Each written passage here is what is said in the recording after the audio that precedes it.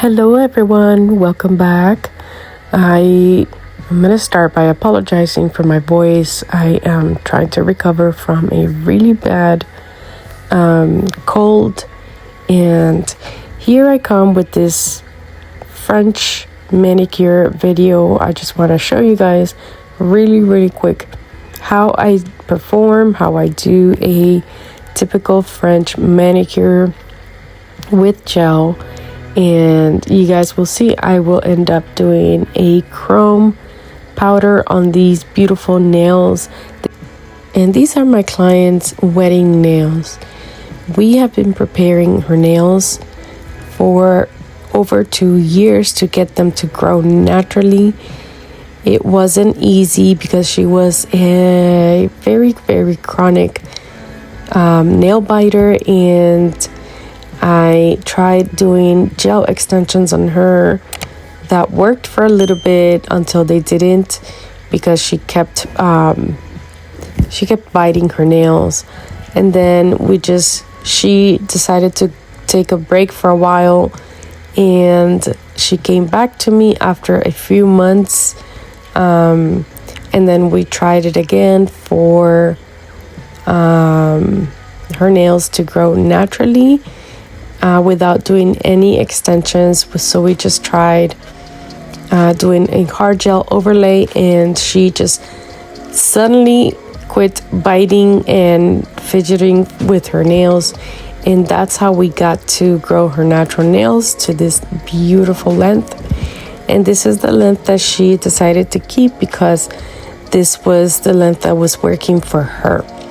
Now, I decided to film this manicure, or actually just showing you guys how I do a French design. Just so you know, I shortened the takes and the video for it to be a lot shorter, but this took me a pretty while. I mean, it took me probably about 30 minutes just to have a perfect French design. And then about probably another 5 to 10 minutes for the chrome powder.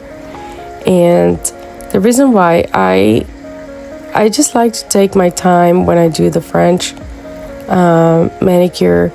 This type of design is not easy. I don't know why a lot of people think that it's a quite easy design and it's not time consuming.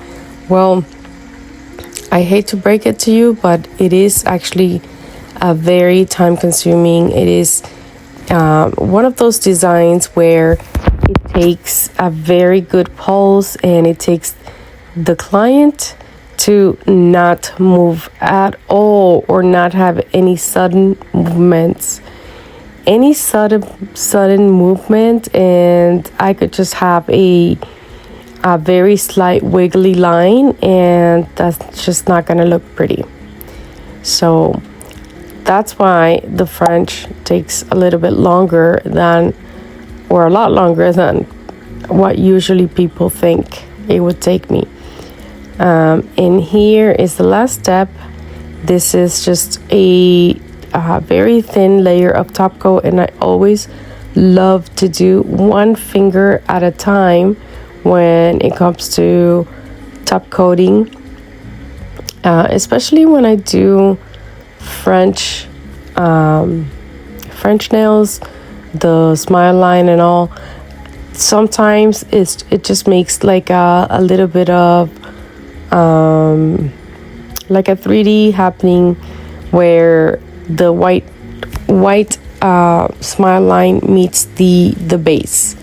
Okay, so I like to just apply the top coat a little bit thicker so that there's a little bit of encapsulation happening, and that's why I do one finger at a time, just to be sure that each finger gets cured properly. And then I give it one full cure of 60 seconds for each hand. I forgot to mention at the beginning that I use my favorite brush from the gel bottle, which is a striper brush. and this is the brush that I have been using for years, and I have used so many other brushes, and I feel like this is this is the most stable brush that I have used, and that has worked the best when it comes for just doing any smile line for any French design.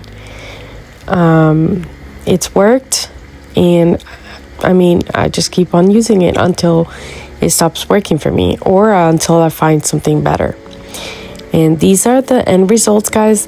Thank you so much for watching this video, even though it was super short, and I hope you enjoyed it and was able to learn something. Until my next video, thank you so much for watching. Subscribe, like, and share. Thank you. Bye.